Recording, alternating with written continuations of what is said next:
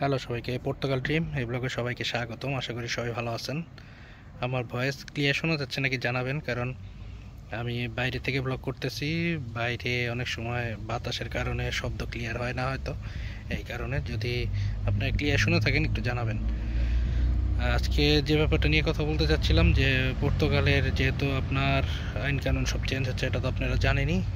রাষ্ট্রপতি যেহেতু নতুন ইমিগ্রেশন আইন, এটা সাংবিধানিক বিবেচনার জন্য পাঠাইছে সাংবিধানিক কোর্টে।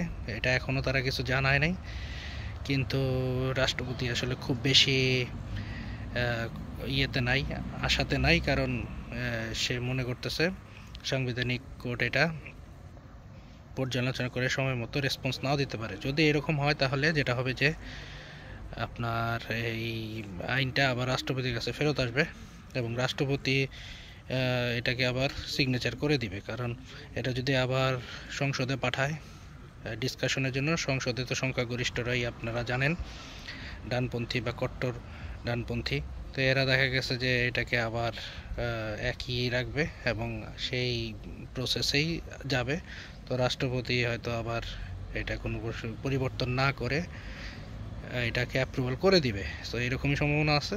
আর যদি কোনো পরিবর্তন করে পাঠায় সাংবিধানিক কোর্ট থেকে, তাহলে তো ভালোই।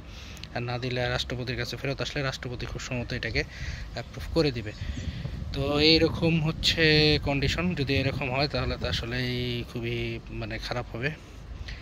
এখন আসলে পর্তুগালের এখন যারা আসতে চান, তাদের আসলে যদি লং টার্ম থাকার প্ল্যান করে আসতে চান, বা যারা পাসপোর্টের জন্য আসতে চাচ্ছিলেন, কুইক পাসপোর্ট হয়, সিটিজেনশিপ হয়, তাদের আসলে না আসাই ভালো, অন্য কোনো দেশ দেখা ভালো। তো ইউরোপের অন্য কোনো দেশেও এর থেকে ভালো সুযোগ সুবিধা হয়তো পাবেন। তো ওইভাবে চেষ্টা করা ভালো। তারপরেও যারা আসতে চান তাদের নর্মাল প্রসেসে থাকতে হবে। যদি 10 বছর করে তাহলে ওই 10 বছর পরে পাসপোর্টের জন্য অ্যাপ্লাই করতে হবে। আর এইখানে যেটা আজকে আলাপ আলোচনা করতে চাচ্ছিলাম, যেটা হচ্ছে যে কেন এই আইনটা কঠিন করতেছে, বা কেন কট্টরপন্থীরা এত ইন্টি ইমিগ্রেন্ট মনোভাব নিয়ে রয়েছে, এটার ব্যাপারে কিছুটা আসলে আলোচনা করতাম। তো যেটা হয়েছে যে দেখেন, পর্তুগালে আমি আগেও অনেক ভিডিওতে বলেছি যে এই দেশের মানুষ নিজেরাই এই দেশে থাকে না, কারণ হচ্ছে স্যালারি খুবই কম। আর দ্বিতীয়ত হচ্ছে আপনার এই দেশের মানুষ এমনিও কম। কান্ট্রি যদিও ছোট, তারপরেও মানুষ কম। ইকোনমিক্যালি খুব বেশি যে সলভেন্ট তা না। তো আলটিমেটলি যেটা হয়েছে যে ইকোনমিক্যালি যদি সলভেন্ট না হয়, মানুষ ডেফিনেটলি অন্য দেশে যাবে। যেহেতু ইউরোপিয়ানদের যে কোনো দেশে যাওয়ার আছে, মানে ওপেনলি যেতে পারে, কাজ করতে পারে, তো তারা এই সুযোগটা নেয়। আর যেহেতু স্যালারি কম, সেহেতু কষ্টের কাজ কিন্তু আসলে তারা এমনিও করতে চায় না। আর যেখানে যেটা হচ্ছে যে লোকজনের খুবই সংকট।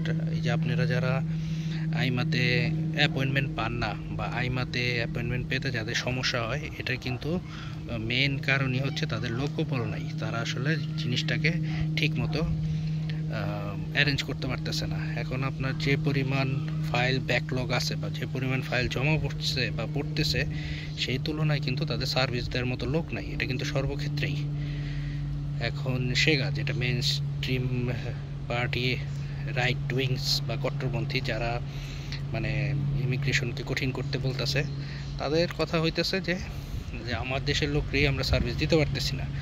এইখানকার হসপিটালগুলোতে বা স্কুল কলেজ সবখানেই কিন্তু এরকম ক্রাইসিস আছে। এটা একটা ইউরোপের একটা উন্নত দেশ হইলেও আসলে কিন্তু ওই রকম উন্নত তারা না, কারণ তারা নিজের ওইভাবে সার্ভিস দিতে পারতেছে না। একটা হসপিটালে ইমার্জেন্সিতে গেলে আপনার 12-14 ঘন্টা বসে থাকতে হয়। কোনো কোনো জায়গায় ইমার্জেন্সি বন্ধই থাকে, কারণ ইমার্জেন্সি ডক্টর নাই। এই কারণে স্কুলগুলোতে সামনে বছর নাকি, আমি যতটুকু জানি, 4000 শিক্ষক অবসরে চলে যাবে। 4000 শিক্ষকের প্রয়োজন। তো এইটা একটা এফেক্ট করবে। তারপরে আইআরএনএ বা অন্য অন্য সরকারি অফিসগুলোতে বেশিরভাগের বয়সই 60-র কাছে, বেশিরভাগই রিটায়ারমেন্টে চলে যাবে খুব তাড়াতাড়ি। কিন্তু ইয়াং পিপল কিন্তু খুব বেশি দেখা যায় না। হ্যাঁ, কিছু কিছু আছে যারা ব্যাংকিং সেক্টরে কিছুটা কাজ করে, এছাড়া অন্য সেক্টরে কিন্তু এরা ইন্টারেস্টেড না, কারণ ইয়াং পিপল কিন্তু অন্য দেশে যে কাজ করে এরা এই দেশে থাকে না। আর দ্বিতীয়ত হচ্ছে, যদি ইকোনমি কোনো দেশের খারাপ হয়ে থাকে, ওই দেশে কিন্তু জন্মহারও কম হয়। এই দেশের আপনার জন্মহার খুবই কম, কারণ মানুষ নিজেরা চলতে পারে না, এই কারণে বাচ্চা টাচ্চাও খুব বেশি নেয় না। সো ওই হিসাবে কিন্তু আপনার জন্মহার কম। এই কারণেই কিন্তু আপনার যেটা হয়েছিল যে ইমিগ্রেন্টরা, যেহেতু ইউরোপের একটা দেশ, ওই সুযোগ নেওয়ার জন্য তারা এখানে ইজি ইমিগ্রেশন প্রসেসে গেছিলো। এটা তারা বুঝতেছে না, বা বুঝলেও এটা তারা, যেহেতু তারা যাচ্ছে নিজের দেশের লোকজনদের সার্ভিস দিবে, তো এই কারণে তারা জিনিসটাকে কঠিন করতেছে, এরকম তাদের মনোভাব। বাট আলটিমেটলি এটা তারা ক্যালকুলেট করতেছে না যে তাদের এই ইমিগ্রেন্ট, এদেরকে তারা যদি ইন্টিগ্রেট করতে পারে তাদের সোসাইটির সাথে, তারা যদি ভালো সেবা দিয়ে এদেরকে নিজেদের সোসাইটিতে অ্যাকোমোডেট করতে পারে, এরাই কিন্তু তার দেশের জন্য কল্যাণকর জিনিস বয়ে আনতে পারবে। মানে আপনার যেমন এই যে হিউম্যান রিসোর্স, যেটা এরা বিভিন্ন সেক্টরে ইনভেস্ট করবে, এরা কাজ করবে, তো এদের যারা যে ইকোনমিক অ্যাক্টিভিটি বাড়বে, এই ক্ষেত্রে কিন্তু সরকার এবং দেশ দুইটাই উপকৃত হবে। কিন্তু তাদের যেটা করতে হবে সিস্টেমেটিকলি এদের আসলে আপনার ইন্টিগ্রেট করতে হবে। কিন্তু এরা আসলে এমনভাবে হেট ক্রাইম বা এরকম করে ঘৃণা করতেছে যে ইমিগ্রেন্টরা আসলে ভালো না, ইমিগ্রেন্টদের বিপক্ষে তারা কথা বলতেছে। সো এই জিনিসগুলাই কিন্তু আসলে মেন প্রবলেম। কারণ মেন স্ট্রিম যেটা এই রাইট উইংস, এদের একটাই কথা যে ইমিগ্রেন্টরা এসে তাদের প্রবলেম করতেছে, তারা তাদের জন্য সার্ভিস পাইতেছে না, সার্ভিস ডিলে হইতেছে, আরও ডিলে হইতেছে সব কিছু, কারণ এত মানুষ তারা দিতে পারতেছে না। এখন এটা কিন্তু আসলে তাদের ম্যানেজমেন্টের সমস্যা, তারা ম্যানেজ করতে পারতেছে না, তারা তাদের দেশে লোক রাখতে পারতেছে না। আরেকটা জিনিস যেটা হচ্ছে যে আপনার ভ্যাট কিন্তু আপনার 23% পর্তুগালে, ওদিকে আপনার স্পেনে 21%, ফ্রান্সে 20%।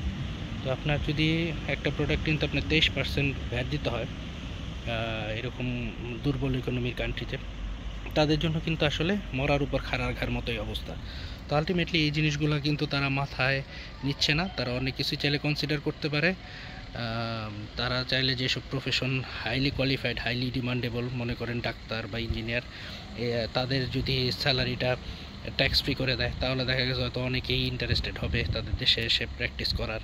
ডক্টররা হয়তো এই দেশ ছেড়ে অন্য দেশে যাবে না, এদেশেই থাকবে। সো এই জিনিসগুলো কিন্তু তারা করতে পারে, না করে তারা আসলে এখন ওই যে ধর তক্তা মার পেরেকের মতো অবস্থা, যে যেমনে পারে এদের খাদাও, আমরা আমাদের সার্ভিস চাই। কিন্তু এদের যে সার্ভিসটা দিবে, এটা কে দিবে? এদের তো নিজেদের লোকও থাকে না, এরা যে এই সার্ভিসটা পাবে এর তো নিশ্চয়তা নাই। এদের আসলে প্রপার একটা ম্যানেজমেন্টের অভাব, যেটা তাদের ফোকাস দেওয়া দরকার। সো আলটিমেটলি এইসব কারণেই এই সমস্যাগুলো তৈরি হচ্ছে। আপনারা যারা অ্যাপয়েন্টমেন্টের ভিসারই পান না, কি বলে ডেট পান না, তারপরে যাদের যে অনেক দিন ধরে ফাইল ব্যাকলগে পড়ে আছে, এগুলো মেন কারণই হচ্ছে আপনার স্টাফ নাই, তাদের স্টাফ সংকট, এবং তাদের এরকম প্রচুর ফাইল জমা পড়ে রয়েছে, এবং তাদের ইয়াং জেনারেশন নাই। বেশিরভাগই বয়স্ক লোকরা কাজ করে, এবং এরা বেশিরভাগই রিটায়ারমেন্টে চলে যাবে। এরা খুবই রিল্যাক্সলি কাজ করে, এটাও একটা কারণ। তাদের সিস্টেমগুলো অনেক পুরানো। তো এইসব ক্ষেত্রে এই সমস্যাগুলো তৈরি হয়। তো আপনারা হয়তো বুঝতে পারছেন কী কারণে আপনারা অ্যাপয়েন্টমেন্ট পান না, অনেকেই জিজ্ঞাসা করেন, বা কেন এত লেন্দি হয়। এটা হচ্ছে এক্সটার্নাল, আপনারা বাইরে থেকে দেখেন, কিন্তু ভিতরেও আসলে এই সমস্যাগুলো প্রকট। এই কারণেই এত কঠিন অবস্থার সম্মুখীন হচ্ছে সবাই। যাদের কার্ড রিনিউ, তাদের অনেকের 1 বছরও লাগে কার্ড রিনিউ হয়ে আসতে, মানে ডেট পাইতে। তো কার্ডের ফিঙ্গারপ্রিন্ট দেওয়ার পরে দেখা গেছে যে 3 মাস, 4 মাস, 5 মাস, 6 মাস অপেক্ষা করতে হয় কার্ড পাওয়ার জন্য। তো এইগুলো আসলে পোর ম্যানেজমেন্টের কারণেই হয়ে থাকে। তো এইগুলো যদি তারা ঠিক করতে পারে, তাদের আসলে মেন ফোকাস দেওয়া উচিত ছিল এই ম্যানেজমেন্টগুলোকে ঠিক করে অভিবাসী বান্ধব করা, এবং অভিবাসীদের ঘৃণা না করে তাদের অ্যাকসেপ্ট করে তাদের ইন্টিগ্রেট করা, প্রপার ইন্টিগ্রেট করা। আপনার ফ্রান্সে কিন্তু আপনার ইমিগ্রেন্টদের কিন্তু চেষ্টা করে ইন্টিগ্রেট করা, এটা কিন্তু ইউরোপের এক এক দেশ এক একভাবে এটাকে আপনার অ্যাকোমোডেট করে। আর পর্তুগিজরা আমার দেখা মতো কিছুটা রিজার্ভ, তারা কিন্তু খুব বেশি ফ্রেন্ডলি না, তারা রিজার্ভ। ওইদিকে কিন্তু আবার ফ্রেঞ্চরা বা অনেক জাতি আছে, তারা কিন্তু অনেক ফ্রেন্ডলি। আর ইউকে বা আমেরিকাতে কিন্তু মাল্টিকালচারাল, তারা তাদের মতো আপনি আপনার মতো কালচারাল, রিলিজিয়াস সব কিছু পালন করবেন, তাদের কোনো মাথা ব্যথা নাই। সো তারা সবাইকে অ্যাকসেপ্ট করে, এইটুক অটোনমি তারা দেয়। কিন্তু ইউরোপের যেমন পর্তুগাল কিন্তু, বা আপনার ফ্রান্স, তারা কিন্তু মাল্টিকালচারালে বিশ্বাস করে না। তারা হইতেছে চায় যে আপনারা তার দেশে থাকবেন, তার দেশের মতো করে সব কিছু করবেন, তার মতোই হবেন। বিশেষ করে ফ্রান্সের আপনার সব কিছুই, আপনি ফ্রান্সে থাকলে ফ্রেঞ্চদের মতো করে আপনার পালন করতে হবে, বা তাদের কালচারাল সাথে ইন্টিগ্রেশন হইতে হবে, এই জিনিসগুলো তারা বেশি দেখে।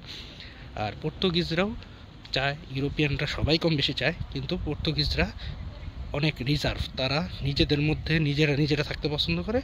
তারা অন্যকে যে ওয়েলকামিং করে আপনার ইন্টিগ্রেট করতে চাবে, এই জিনিসটা তাদের মধ্যে একটু কম, বা শাইনেসটা বেশি, এই প্রবণতা কম। এই কারণেই তারা আসলে এই হিউম্যান রিসোর্স যেটা আপনার এশিয়া থেকে আসতেছে বা অন্য দেশ থেকে আসতেছে, এগুলোতে খুব বেশি ইন্টিগ্রেট করতে পারতেছে না। তো আলটিমেটলি তারা যদি একটা ইউনিট তৈরি করে যারা ইমিগ্রেন্টদের ইন্টিগ্রেটের সহায়তা করবে বা ইন্টিগ্রেশনের সহায়তা করবে, এই ধরনের একটা প্ল্যাটফর্ম তৈরি করলে কিন্তু আশা করি তারাও, যারা ইমিগ্রেন্ট আসতেছে তারাও কিছুটা ফ্লেক্সিবল হবে, রিল্যাক্স হবে, এবং তাদের যে সমস্যাগুলো এগুলো তারা ডিসকাশন করতে পারবে, তারাও বুঝবে এবং তারা ইন্টিগ্রেশনের জন্য হেল্প করতে পারবে। তাদের ভাষা, তাদের কালচার, এই সব কিছুই যদি তারা ইন্টিগ্রেট করার জন্য নেয়, স্টেপ নেয়, তাহলে কিন্তু এই সমস্যাগুলো আস্তে আস্তে দূর হয়ে যাবে। কারণ আপনি অনেক বছর থাকতে থাকতে আপনি যখন নিজের মধ্যে একটা পর্তুগিজ একটা ফিলিং পাবেন, আপনি কিন্তু ওই দেশের জন্য হার্মফুল হবেন না, আপনি ডেফিনেটলি ওই দেশের জন্য আপনার সর্বস্ব দেওয়ার জন্য আপনি প্রস্তুত থাকবেন। সো এই ধরনের ফিলিংসগুলো, এই ধরনের আপনার ইন্টিগ্রেশনগুলো তাদের নেওয়া জরুরি। এই কারণেই তাদের আসলে এই ধরনের স্টেপগুলা অতি অবিলম্বে নেওয়া দরকার, তাহলে তাদের আসলে আস্তে আস্তে এই হিউম্যান রিসোর্সের সংকটগুলো আস্তে আস্তে দূর হয়ে যাবে। কারণ ফ্রান্সে কিন্তু আপনি দেখেন ফুটবল টিমে কত বিভিন্ন দেশের, এরা যদিও ফ্রেঞ্চ কিন্তু এরা কিন্তু বিভিন্ন দেশ থেকে আসছে। শুধু তাই না, আপনার এইখানকার বিভিন্ন সোসাইটিতে আপনার আলজেরিয়ান, মরক্কো, তিউনিসিয়া এবং বিভিন্ন দেশের লোকজন কাজ করে। হসপিটালে প্রচুর ডক্টর দেখবেন যে মরক্কান বা তিউনিসিয়ান বা অন্যান্য দেশের। সো এরা কিন্তু ওয়েল ইন্টিগ্রেটেড করছে তাদের, যদিও এরা ফ্রেঞ্চ কলোনি ছিল, এরা ফ্রেঞ্চ ভালো পারে, কিন্তু এদের কিন্তু একটা স্পেস দিছে এবং এরা কিন্তু এসে মোটামুটি ওয়েল ইন্টিগ্রেটেড হয়েছে। তো এই ধরনের জিনিসগুলো যদি পর্তুগাল সরকার করতে পারে তাহলে আসলে দেশের জন্যই ভালো। তো আজ আর বেশি বড় করবো না, এই পর্যন্তই। সবাই ভালো থাকেন, নেক্সট ব্লগে দেখা হবে, কথা হবে।